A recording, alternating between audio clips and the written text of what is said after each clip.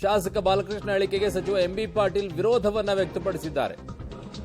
ಚುನಾವಣೆಯಲ್ಲಿ ಕಾಂಗ್ರೆಸ್ ಗೆಲ್ಲಲಿ ಸೋಲಲಿ 5 ವರ್ಷಗಳ ಕಾಲ ಗ್ಯಾರಂಟಿ ಯೋಜನೆ ಇರುತ್ತೆ.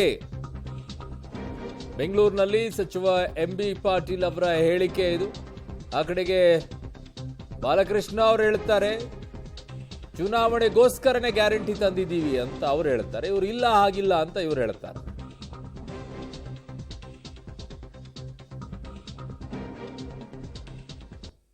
ಪಾಕಿಸ್ತಾನದ ವಂಶಸ್ಥರು ಅಂತೆಲ್ಲ ಹೇಳ್ತಿಬಿಟ್ಟು ಈಗ ಅವ್ರನ್ನ ನೋಡಿ ಅಪ್ಕೊಳ್ಳುವಂತ ಕೆಲಸ ಮಾಡ್ತಾ ಇದ್ರಲ್ಲ.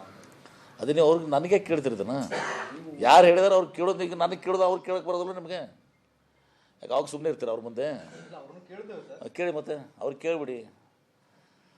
ಲೋಕಸಭೆಯಲ್ಲಿ ಕಾಂಗ್ರೆಸ್ ಏನಾದರೂ ಕಡಿಮೆ ಸ್ಥಾನ ಬಂದ್ರೆ ಅಥವಾ ಸೋತ್ರೆ ಗ್ಯಾರಂಟಿಗಳನ್ನು ರದ್ದು ಮಾಡ್ತೇವೆ ಅಂತ ಮಾಗಡಿ ಬಾಲಕೃಷ್ಣ ಅವರು ಓಪನ್ ಆಗಿ ಸ್ಟೇಟ್ಮೆಂಟ್ ಕೊಟ್ಟಿದ್ದಾರೆ. ನೋಡಿ, ಅದೆಲ್ಲ ಸುಮ್ಮನೆ ಏನೋ ಒಂದು ಇದರಲ್ಲಿ ಹೇಳಿರ್ಬೇಕು ಅವರು. ಮತ್ತು ಹಂಗೆ ಅದು ಲೋಕಸಭೆ ಚುನಾವಣೆಯಲ್ಲಿ ಒಂದನೇದು ನಾವು ಸೋಲೋದಿಲ್ಲ, ಎರಡನೇದರಲ್ಲಿ ನಾವು 15ರಿಂದ 20 ಸೀಟ್ ಪಡ್ಕೋತೀವಿ.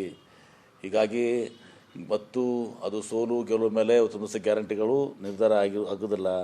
ನಾವು ಗ್ಯಾರಂಟಿಗಳನ್ನ ಕೊಟ್ಟಿದ್ದೀವಿ. ಆ ಗ್ಯಾರಂಟಿ ಇವತ್ತು ಸಂಪೂರ್ಣವಾಗಿ 5 ವರ್ಷ ಮುಂದುವರಿತದೆ. ಅಂದ್ರೆ ಅವ್ರು ಹೇಳ್ತಿರೋದು